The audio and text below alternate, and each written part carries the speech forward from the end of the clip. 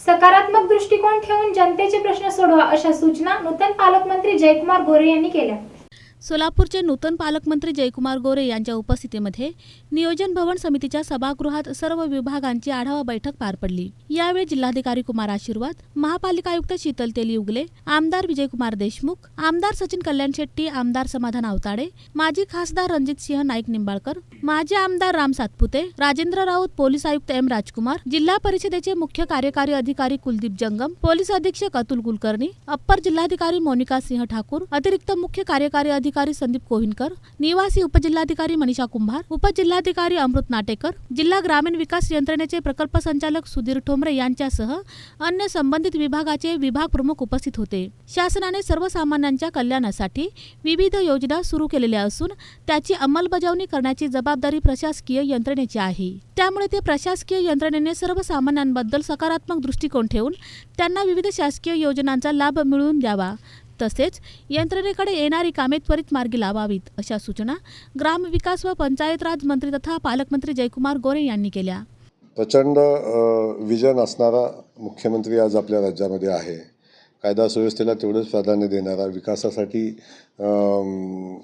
दृष्टी असणारा मुख्यमंत्री आपल्यासोबत आहे आणि त्यांचा अजेंड्यावरचा विषय आहे की कायदा सुव्यवस्था हा एक महत्त्वाचा विषय आहे।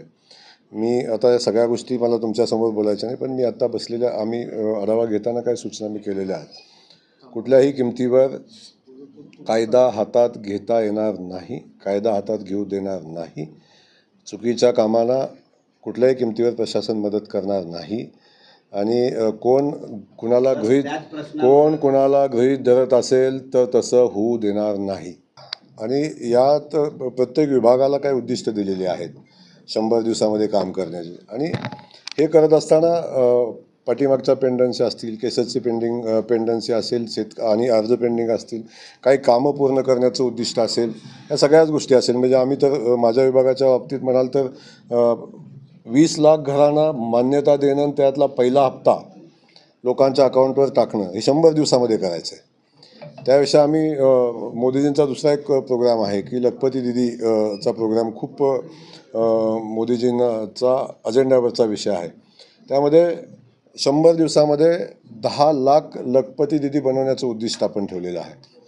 प्रारंभी जिल्हाधिकारी कुमार आशीर्वाद यांनी सादरीकरणाद्वारे सोलापूर जिल्ह्याची सर्वसाधारण माहिती दिली। तसेच जिल्हा प्रशासनाच्या वतीने राबविण्यात येत असलेल्या विविध योजना, प्रकल्प याची माहिती दिली। त्याचप्रमाणे मुख्यमंत्री महोदयांचा 100 दिवसात उद्दिष्ट पूर्तता कार्यक्रम याची सविस्तर माहिती दिली। सोलापूर विमानतळाविषयी सविस्तर माहिती देऊन मार्च 2025 मध्ये येथून प्रवासी विमान वाहतूक सुरू होऊ शकते असे त्यांनी सांगितले। बिलकुल विमान सेवेचा विषय आहे। विमान सेवा आता आपण समजून घेतली। तुम्ही सांगतो की जो विषय मला आता समजून घेऊ द्या काय आहे, पण मी 100 दिवसाच्या आत आपल्या विमानतळाचा जो विषय आहे तो मार्गी लावण्यासाठी आता अडचण येणार नाही। आपण तो मार्गी लावू। कलेक्टर महोदयांनी त्याचा खूप चांगला फॉलोअप केलेला आहे। त्यांनी सांगितल्याप्रमाणे जर म्हटलं तर मला वाटतं 100 दिवस पण लागणार नाहीत अशी परिस्थिती आहे।